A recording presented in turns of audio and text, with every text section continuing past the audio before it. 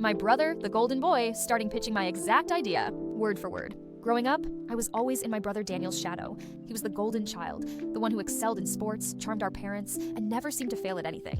I was the quieter one, the one told to be more like Daniel. I swallowed it for years, telling myself it didn't matter.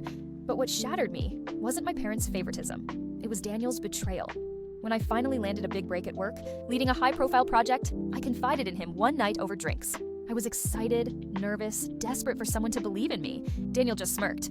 A week later, I walked into a meeting at the client's office and froze. Sitting at the head of the table was Daniel, pitching my exact idea. Word for word, the strategy I had shared in confidence. The client had already been primed by him. By the time I presented, I looked like a copycat. I lost the account. At first I wanted to scream, but instead I stayed calm. Daniel loved being praised, loved stealing the spotlight. So I decided to let him run straight into it, this time with no safety net. He'd taken my project idea, but he didn't have the technical knowledge to execute it. I quietly fed him helpful advice when he asked for it. Tiny details that seemed right, but would sabotage the final product. Wrong numbers and data sets, slightly altered timelines. A crucial vendor recommendation who I knew always delivered late. Weeks later, at the final rollout, the whole thing collapsed. The client was furious. The data didn't add up, deadlines were missed, and Daniel was left stammering in front of an audience that had once praised him.